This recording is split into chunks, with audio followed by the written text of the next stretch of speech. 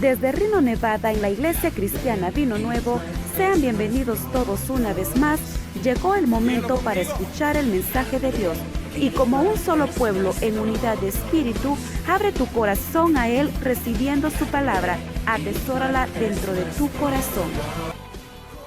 Bien, estábamos hablando del capítulo 24 de Mateo, en el cual dijimos que íbamos a hacer un pequeño, vamos a decir así, rodear lo que pues en sí este capítulo contiene anteriormente de lo dicho aquí, porque déjeme decirle que muchas veces nosotros abordamos la Biblia y pues muchas veces pasamos por alto lo que queda atrás. Pero estos eran los últimos días en que el Señor Jesucristo estaba en Jerusalén. Se aproximaba su muerte y pues consecuentemente muchas de las profecías que habían sido dichas por los profetas estaban a punto de cumplirse. Es algo, hermano, notorio todo lo que sucedió anteriormente de lo dicho de este capítulo. Y nosotros vemos el asombro de los apóstoles cuando el Señor Jesucristo les dice, porque ellos le dijeron, maestro, mira qué piedras, qué edificios. El Señor pues les dice, ¿veis todos estos edificios? Les dijo, aquí les dice, no quedará piedra sobre piedra que no sea derribada. Además de eso, habló de la destrucción de Jerusalén. Y déjeme decirle que en estos días he estado siguiendo dos noticieros de Israel y se han dado a la búsqueda exactamente, supuestamente, dónde estaba ubicado el templo hace 2000 años. Y curiosamente están hablando que el Domo de la Roca, ustedes saben, y la Al-Aqsa que está al lado, vamos a decir así, occidental, para no confundirnos, al lado occidental, dicen de que pues esa no es la localización donde estaba el templo anteriormente, porque han llegado un grupo de arqueólogos y otras personas que han ido a estar buscando en la ciudad de David, que casualmente está a escasos metros, vamos a decir así, donde está la Al-Aqsa que se mira arriba. Y ellos dicen que la localización del templo pues no estaba allí, donde está el Domo de la Roca, porque para ese lado, y yo creo que es cierto, porque según el libro de Josefos y lo que dijo Eusebio y Tácito en sus escritos, el Señor lo que dijo aquí fue que tanto el templo como Jerusalén iban a ser arrasados por completo, y eso fue lo que sucedió, históricamente así pasó. Ahora pues nosotros podemos decir y preguntarnos, bueno, ¿y cómo es que esos muros quedaron levantados? Son cosas que les traigo nomás a la mente. Para ese lado, supuestamente ellos dicen que lo que estaba allí era la fortaleza Antonia. Y pues prácticamente yo creo que así es, porque la fortaleza Antonia ocupaba casi como más de 35 acres para albergar, hermanos, vamos a decir así, las legiones romanas que llegaban. Usted no iba a poner en un espacio limitado, hermanos, 2, 3 legiones, hablando así. ¿Sí? Cada legión tenía aproximadamente 6,000 soldados. Entonces se iba a ocupar un lugar muy grande. Por eso usted ve toda esa ciudad rodeada de muros que tiene muchos kilómetros a la redonda. ¿Por qué? Porque cuando las legiones pues llegaban de otros países y pasaban a Jerusalén, era en el lugar prácticamente donde ellos se iban a estar. Cuando nosotros vemos que el apóstol Pablo fue llevado o fue auxiliado, vamos a decir así, cuando él estaba dando este testimonio del Señor Jesucristo, vemos que aproximadamente como unos 400 soldados salieron al rescate de Pablo, inmediatamente. ¿Por qué? Y todos estos son datos, hermanos, que nosotros los podemos ver de la localización y la cercanía más o menos en que estaba el templo, tanto el templo como esta fortaleza que había hecho Herodes para las legiones romanas. Entonces los discípulos, como les digo, bajo asombro, ellos dijeron, maestro, ¿se va a caer todo esto? Pues nosotros ya vimos alrededor, hermanos, todo lo que pues simbólicamente representaba este templo para los judíos, culturalmente hablando, religiosamente hablando, el orgullo de la nación. Pues Jesucristo les dijo, todo esto va a ser echado por tierra. ¿Por qué? Porque Israel, hermanos, no conoció el día de su visitación. Entonces, por eso les digo que cuando viene este terrible, vamos a decir así, disertación que el Señor Jesucristo le da a sus discípulos en el Monte de los Olivos, anteriormente ellos habían visto que frecuentemente, hermanos, era una pugna continua desde que Jesús llega la última vez a Jerusalén. Los saduceos, los fariseos, los intérpretes de la ley, tanto los herodianos como otros partidos que habían en su tiempo, procuraban de alguna manera cazar aunque sea una palabra para poder acusar al Señor Jesucristo ante las autoridades y de esa manera tener la oportunidad de matarle. Pero vemos que no lo consiguieron. Y por eso les digo, estuvimos viendo todo lo que rodeaba alrededor de este sermón hasta que llegamos a ver el cuarto punto, donde les dije yo que qué cosas circundaban en torno a este sermón. Los últimos cosas que les estuve diciendo fue cuando Jesús pone por orden la casa. Usted sabe que la casa de Dios, hermanos, se había convertido ¿en qué? Él dijo, cueva de ladrones. ¿Por qué? Porque en el tiempo de Cristo, para los fariseos, hermanos, que cualquiera que venía del exilio y traía las ofrendas para Israel, pues a ellos no se les hacía muy grato los becerros y las cosas que traían, entonces ellos tenían los mejores a la venta. Cambiaban monedas y hacían muchas cosas y de esta manera pues ellos adquirían, vamos a decir, ganancia un poco bastante deshonesta. Les vendían las cosas a los que peregrinaban de una manera, hermanos, muy alta. Otros pues hasta les cobraban taxes, otros el cambio de la moneda pues ahí pues se los hacían. Usted podrá imaginarse todo lo que circundaba, hermanos, el templo. Por eso el Señor dijo, aquí en este lugar no quedará piedra sobre piedra que no sea derribada. ¿Dónde está esto? Esto está en Mateo 21, capítulo 12 al 14. Allí vemos que Jesús empieza a limpiar el templo. Jesús también, hermanos, antes de llegar a este sermón, maldice una higuera. ¿Se recuerdan la maldición de la higuera? Está ahí en el capítulo 21 también, verso 18 al 19. Si quieren me acompaña para ver este suceso porque es muy interesante. Les voy a decir el por qué es interesante. Dice en el verso 18, en el capítulo 21, por la mañana volviendo a la ciudad tuvo hambre y viendo una higuera cerca del camino vino a ella y no halló nada en ella sino hojas solamente y le dijo, nunca jamás nazca de ti fruto, y luego se secó la higuera. Vemos que la higuera se seca. Muchos teólogos y muchos estudiantes de la Biblia dicen de que esta maldición de esta higuera consiste en la maldición de Israel. Lo curioso que a mí me da, hermanos, es de que usted sabe que cuando un árbol se seca y se seca de raíces hasta la última rama que tenga arriba, pues ya no hay esperanza que retoñe.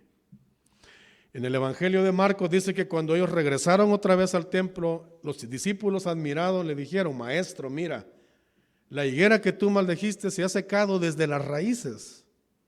Él les dijo, tengan fe, y le van a decir a este árbol, muévase de aquí para otro lado.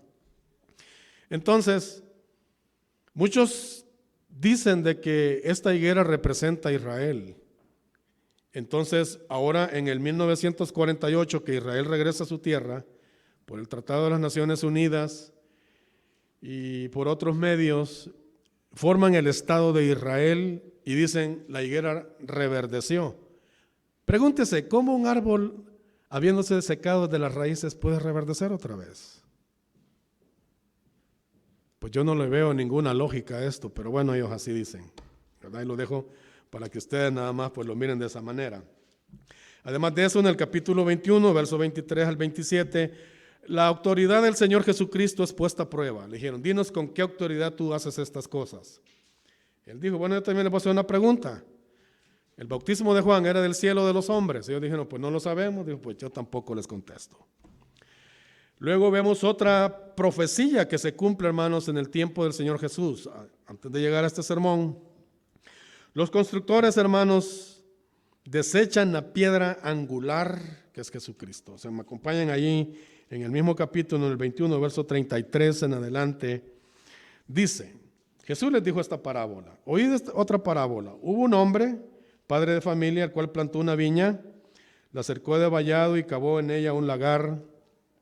Edificó una torre y la arrendó a unos labradores y se fue lejos. Cuando se acercó el tiempo de los frutos, envió a sus siervos a los labradores para que recibieran de los frutos. Mas los labradores, tomando a los siervos, a unos golpearon, a otros mataron y a otros apedrearon. Envió de nuevo otros siervos, más que los primeros, se hicieron con ellos de la misma manera. Finalmente les envió a su hijo, diciendo: tendrán respeto a mi hijo. Mas los labradores, cuando vieron al hijo, dijeron entre sí: este es el heredero, venid, matémosle y apoderémonos de su heredad. Y tomándole, le echaron fuera de la viña y le mataron. Cuando venga pues el señor de la viña, ¿qué hará aquellos labradores? Oiga la pregunta. Le dijeron, mire la respuesta que ellos dieron: a los malos destruirá sin misericordia y arrendará su viña a otros labradores que le paguen el fruto a su tiempo. Ellos mismos dieron la respuesta. Jesús les estaba diciendo esa parábola a ellos. Mire el verso 42. Les dijo: ¿nunca leísteis esta escritura? Como quien dice, ustedes que pasan pegados supuestamente a la Torá, a los escritos de Moisés y a los profetas y todo eso, ¿nunca han leído esta escritura? La piedra que desecharon los edificadores ha venido a ser cabeza del ángulo. El Señor ha hecho esto y es cosa maravillosa a nuestros ojos. Para que los que se preguntan y los que dicen todo el tiempo que los gentiles han destruido a Israel y que los gentiles y los gentiles y los gentiles, ¿quién es el que hace las cosas? Dice aquí según la Biblia. Es el Señor. Dios es el que hace las cosas. Entonces, otra cosa que podemos ver, hermanos, aquí como otro punto de referencia es que el Señor Jesucristo les dijo, pasada también esta parábola, que el reino de Dios iba a ser quitado de ellos. Hermanos, esto es terrible.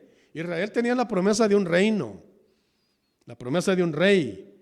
Muchas promesas circundaban, hermanos, esa promesa. Y en el verso 21:43 Jesús les dice: por tanto os digo, el reino de Dios será quitado de vosotros y será dado a gente que produzca los frutos de él. Y el que creyere, dice, el que cayere sobre esta piedra será quebrantado, y sobre quien ella cayere le desmenuzará. Hablando aquí, hermano, el Señor Jesucristo les dice: el reino de los cielos es quitado de vosotros y es dado a otra gente para que produzca los frutos. Quiero nada más hacer algo aquí, aclararles algo. Porque a la iglesia últimamente, hermano, se le ha dado de que nosotros somos Israel y que pues ya Dios olvidó a Israel y que Dios desechó a Israel. Y traen al pobre Israel, hermano, por la calle de la amargura. Mire, examine los capítulos 9, 10 y 11 de Romanos y se dará cuenta que Dios no ha desechado a su pueblo. Están bajo ahorita endurecimiento, pero Dios no ha desechado al pueblo de Israel. Entonces aquí lo que está diciendo, lo que les está diciendo el Señor Jesucristo es que a los que estaban encargados de construir la fe, de construir la doctrina, de construir, hermano, bajo los fundamentos dejados por Moisés, los profetas y los salmos, Él les dijo: a ustedes les di esta tarea que lo hicieran, dice, pero ustedes veo de que se equivocaron, se fueron por otro lado y ustedes no han permanecido en la verdad. El reino de Dios es quitado de vosotros y dado a otra gente que produzca estos frutos. ¿A quién fue traspasado el reino? El reino fue traspasado a los apóstoles. Los fariseos se quedaron sin nada. Ahora los apóstoles, bajo el fundamento que es Jesucristo como la piedra angular, ellos empezaron a construir nuevamente, hermanos, la fe, la esperanza, la dedicación, la doctrina, la ley, hermano, todo esto, los apóstoles comenzaron a construir nuevamente. ¿Por qué? Porque Dios desechó a aquellos labradores malvados y les dijo: el reino de los cielos será quitado de vosotros. Por eso toda organización, toda iglesia, cualquier movimiento que haya que no permanezca en la fe de Dios, en lo que Dios ha establecido en su palabra, tarde o temprano verá al Señor y le va a decir: ¿sabes qué? Tu candelero es removido de ti. ¿Por qué? Porque no has permanecido en la verdad. Nosotros, hermanos, el Señor Jesucristo nos dijo prácticamente: a ustedes les doy este trabajo, que trabajen en este reino y que produzcan estos frutos, porque a nosotros se nos ha sido dado también. Somos labradores, estamos trabajando, estamos construyendo. Y no estamos construyendo bajo nuestra propia filosofía y nuestras propias doctrinas. Usted ve que nosotros aquí nos paramos y el único libro que sacamos aquí es la palabra de Dios, la Biblia, la que nosotros conocemos, Antiguo y Nuevo Pacto. De aquí nosotros no nos movemos. El reino de los cielos fue quitado de esta gente y dado a alguien que produzca sus frutos. El Señor también, hermanos, juzgó a los líderes de Israel, como les dije la vez pasada. Ahí en el capítulo 23, nosotros podemos leer, hermano, el terrible juicio y sentencia que el Señor Jesucristo hizo sobre esta gente. Por ejemplo, si observamos los versos, capítulo 23, verso 13, Jesús les dijo: mas hay de vosotros, escribas y fariseos, artistas, o sea, hipócritas, porque cerráis el reino de los cielos delante de los hombres, pues ni entráis vosotros, ni dejáis entrar a los que están entrando. Imagínense, hermano, qué malvados. Verso 15, hay de vosotros, escribas y fariseos hipócritas, porque recorréis mar y tierra para ser un prosélito, y una vez hecho, le hacéis 2 veces más hijo del infierno que de vosotros. Oiga la condición, hermano, de esta gente. Verso 23, hay de vosotros, escribas y fariseos hipócritas, porque desmáis la menta, el aneldo y el comino, y mire, y dejáis lo más importante de la ley, la justicia, la misericordia y la fe. Esto era necesario sin dejar de hacer lo otro. Jesús les dice: ustedes recogen todos los diezmos que traen, pero dice, se les olvidó lo más importante de la ley. ¿Y qué era lo más importante de la ley? Les dijo él: la justicia, la misericordia y la fe. Eso dejaron por un lado los fariseos. Miren el verso 29. Hay de vosotros, escribas y fariseos hipócritas, porque edificáis los sepulcros de los profetas y adornáis los monumentos de los justos. Y decís, oiga, mire, hermano, a veces hay que tener cuidado para hablar. Mire lo que esta gente dijo. Y decís, si hubiéramos vivido en los días de nuestros padres, no hubiéramos sido sus cómplices en la sangre de los profetas. Mire lo que le dijo Jesús. Así que dais testimonio contra vosotros mismos de que sois hijos de aquellos que mataron a los profetas. Oiga esta gente, hermano. Vosotros también, les dijo, llenad la medida de vuestros padres. ¿Qué les dijo Jesús? Que ellos también eran así de malos como fueron los antiguos también. ¿Sabe que yo creo que el apóstol Pablo indirectamente escribe de la destrucción del templo y de Jerusalén, aunque tal vez él no hace mucho comentario de esto? Si usted me acompaña a las cartas a los tesalonicenses, les voy a hacer ver algo ahí. Tesalonicenses capítulo, primera carta 2, verso 14 al 16. Mire lo que el apóstol Pablo les dice a esta gente. Fíjese, pónganle mucha atención a lo que el apóstol le está diciendo. Porque vosotros, hermanos, le está hablando a los tesalonicenses, venisteis a ser imitadores de las iglesias de Dios que en Cristo Jesús, que están en Judea. Pues habéis padecido de los de vuestra propia nación las mismas cosas que ellos padecieron de los judíos, los cuales mataron al Señor Jesús y a sus propios profetas, y a nosotros nos expulsaron, y no agradan a Dios y se oponen a todos los hombres. Mira el verso 16. Impidiéndonos hablar a los gentiles para que éstos se salven. Así colman ellos siempre la medida de sus pecados, pues vino sobre ellos la ira hasta el extremo. ¿Se fija lo que dijo Pablo allí? Que les vino la ira hasta el extremo. Pablo no dijo les va a llegar o les llegó. Pablo dice les vino la ira hasta el extremo. ¿Por qué? ¿De qué estaría hablando Pablo ahí? ¿De qué ira estaría hablando Pablo ahí? Se lo dejo para que siga estudiando, hermano. Le vino, dice Pablo, la ira hasta el extremo. Usted sabe, hermano, que sé que les he dicho que cuando Josefo habla en su libro, hermanos, él describió los horrores que vivió Jerusalén. Y pues fue algo terrible, algo espantoso. Dios dijo, el Señor Jesús les dijo a los discípulos que huyeran de Jerusalén, dice, porque en aquel día, dice, habrá grande enojo e ira sobre este pueblo. Y Jerusalén, dice, será hollada por los gentiles, y usted sabe todo lo que el Señor dijo. El otro punto es que, hermanos, que esa generación de Cristo sería juzgada, hermanos, desde la sangre de Abel hasta la sangre de Zacarías, el cual él dijo: matasteis entre el templo y el altar. Usted sabe, hermano, para que el Señor haya dicho esto, ahí está en el 23, 34 y 36. Jesús les dijo: por tanto, he aquí yo os envío profetas y sabios y escribas, y de ellos a unos mataréis y a otros crucificaréis, hablando a sus discípulos. Y a otros azotaréis en vuestras sinagogas y perseguiréis de ciudad en ciudad, para que venga sobre vosotros toda la sangre justa que se ha derramado sobre la tierra, desde la sangre de Abel el justo hasta la sangre de Zacarías, hijo de Berequías, a quien matasteis entre el templo y altar. De cierto os digo que todo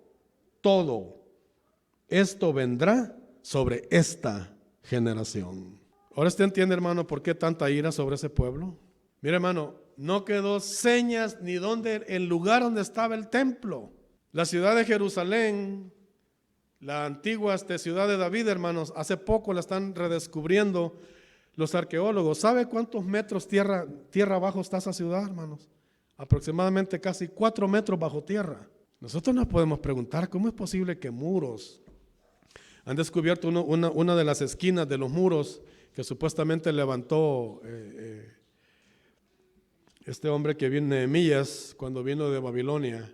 Una de las esquinas de la ciudad de David, encontraron una de las torres que supuestamente eran los muros que edificó Nehemías. Y sí se ve que son piedras antiguas, porque no es la piedra caliza esa cuadrada, sino son piedras redondas, y la forma como está construida la muralla es muy diferente.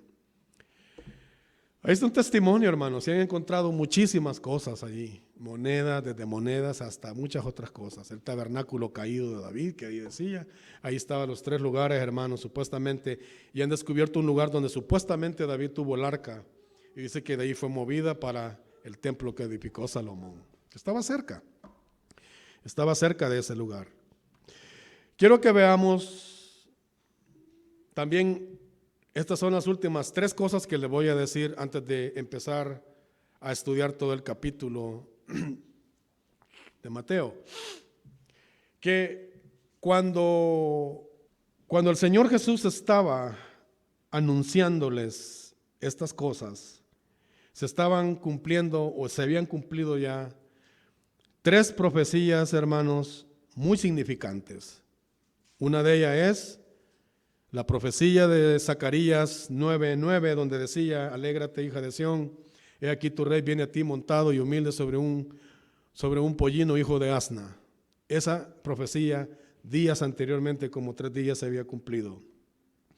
Luego, hermanos, se había cumplido también lo que el Señor profetizó por medio del profeta Ezequiel, que dice que la casa de Dios habría de ser dejada vacía, y Jerusalén e Israel iban a quedar totalmente desamparados.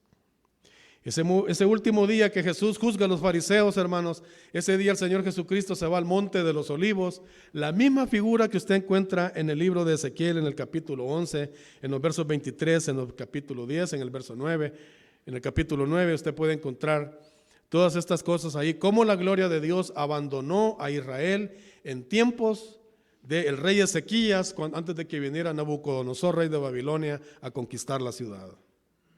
De la misma manera ahora la gloria de Dios, aquella gloria visible, aquel tabernáculo que dice el libro de hermano, la carta a los Hebreos, hecho por excelencia en nuestro Señor Jesucristo, que es la gloria de Dios, la gloria de Jehová, que entró en el templo, hermanos, que en el tiempo de los apóstoles, esa gloria entró por un momento a ese templo y luego la abandonó. Era exactamente lo que el profeta Ezequiel había visto en su profecía. También, hermanos, hasta estas alturas de que el Señor Jesucristo estaba a punto de ser sacrificado, hermanos, se estaba cumpliendo la semana 62 de Daniel el profeta. ¿Se acuerda que en el capítulo 9, verso 26 dice que después de la semana 62 se le quitará la vida al Mesías? Y dice, y un príncipe que ha de venir destruirá la ciudad y el santuario, y su fin será con inundación, dice, y hasta el fin de la guerra durarán las devastaciones. Eso dice todo el verso 26. Yo lo que me pregunto a estas alturas, cuando yo leo la Escritura, hermano, esta gente contemporánea del Señor Jesucristo, ¿tendría en mente todas estas cosas? ¿Qué opina usted? ¿Tendrían en mente que se estaba cumpliendo todo lo que había dicho Daniel? Estaba el último de los imperios, aquella bestia que vio Daniel salir, la cuarta bestia, hermano, el cuarto imperio, aquella bestia que él vio como con dientes de hierro, y las pezuñas, dice, de esta bestia eran de bronce. Mira que esta es una bestia muy, hoy podemos decir, como se dice ahora, ¿verdad? Una bestia no muy común, una bestia muy mezclada. O sea, una bestia que no representaba en ninguna manera a las otras bestias que había visto anteriormente Daniel. Mi pregunta es, hasta esta hora aquí, ¿estaría esta gente consciente de todo esto? ¿Habría alguien que hubiera estado estudiando las Escrituras y decir, hermano, miren, pueblo de Dios, pueblo de Israel, estamos en el último imperio, estamos a punto de que el Mesías aparezca, que el Mesías venga? ¿Habría alguien, hermanos, que citara las Escrituras de esta manera? ¿Sabe que ahora también el pueblo de Dios, hermano, anda afligido y anda divagando, hermano, en un gran montón de cosas, menos en lo que la palabra de Dios dice, menos en lo que la Biblia dice? Y eso es peligroso. Eso es muy peligroso. Para ir cerrando ya, hermanos, porque ya se me acabó el tiempo, quiero que veamos lo que dice Ezequiel 11, 22 y 23. Acompáñenme a ver esos textos, hermano. Les estoy hablando de lo que estaba sucediendo en tiempos del Señor Jesucristo. Mira esta visión Ezequiel y dice: después alzaron los querubines sus alas y las ruedas en pos de ellos, y la gloria de Dios de Israel estaba sobre ellos. Y la gloria de Jehová se elevó de en medio de la ciudad y se puso sobre el monte que está al oriente de la ciudad. Luego me levantó el Espíritu y me volvió a llevar a la visión, en visión del Espíritu de Dios a la tierra de los caldeos, a los cautivos, y se fue de mí aquella visión que había visto. Se fija cómo la gloria de Dios abandona en tiempos de Ezequías el templo, porque el pueblo, hermano, de ninguna manera escuchó los profetas. De la misma manera, en tiempos de los apóstoles, en tiempos del Señor Jesús, Él abandona el templo y abandona la ciudad, y por eso les dice: vuestra casa os es dejada desierta. Y no me van a ver mal, les dijo, hasta que digáis: bendito el que viene en el nombre del Señor. La casa quedó desierta. Y la casa sigue quedando desierta. La casa está desierta. Así digan lo que digan, hermanos, los judíos que han regresado de otras tierras, la casa de Israel está desierta. Si usted se fija, aquí sale el Señor, se va, hermanos, del templo y se va al monte de los olivos, donde el Señor les da toda esta disertación a los hermanos. Les decía, hermanos, que la gloria de Jehová, la que habla aquí, es Jesucristo mismo. Miren lo que dice el Evangelio de San Juan, capítulo 1. La Biblia ya solo se interpreta, hermano, no necesitamos otra cosa más que la Biblia. San Juan 1:14 dice: y aquel verbo fue hecho carne y habitó entre nosotros, y vimos su gloria, gloria como del unigénito del Padre, lleno de gracia y de verdad. ¿Quién es la gloria de Dios visiblemente? Es Jesucristo el Señor. Él es la gloria de Dios, según aquí las Escrituras. En Isaías también, hermanos, el profeta Isaías, en el capítulo 60, verso 1 y 2, dice la palabra de Dios también ahí. Dice: levántate y resplandece, porque ha venido tu luz y la gloria de Jehová ha nacido sobre ti. Porque he aquí que tinieblas cubrirán la tierra y oscuridad las naciones, mas sobre ti amanecerá Jehová y sobre ti será vista su gloria. ¿Cuál gloria fue la que vieron? ¿Cuál gloria fue la que nació? Jesucristo el Señor fue el que nació sobre Israel. Esa es la gloria que se fue del templo. El cumplimiento de Zacarías, vamos a ver este último texto, Zacarías 9:9, dice la palabra del Señor.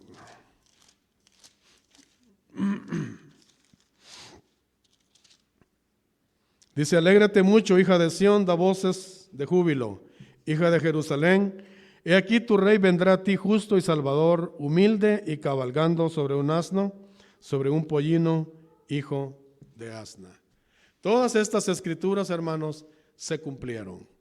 Dejo para el próximo lunes, porque quiero explicarle cosas aquí, hermanos, de las 70 semanas de Daniel. No lo vamos a detener mucho en eso, pero quiero, porque el tiempo ya se me acabó, quiero explicarles cómo la semana 62 se cumplió y cómo han interpretado muchos la semana 70 de Daniel. Hay una sola interpretación. La Biblia nos la ofrece. Nosotros la vamos a ver el próximo lunes, así es que están invitados para el próximo lunes a que vengan, hermanos, y que estemos aquí reunidos para la gloria de Dios, ¿verdad? Nos despedimos de Facebook, les bendecimos a nuestros hermanos. Hermanos, Dios me los bendiga y los guarde. En nombre de nuestro Señor Jesucristo, la Iglesia Cristiana Vino Nuevo les da las gracias por escuchar este precioso mensaje. Esté pendiente de los próximos mensajes. Esperamos les sea de mucha edificación. Y recuerde que si usted se encuentra en Reno, Nevada, nos puede visitar en el 2400 West 7th Street.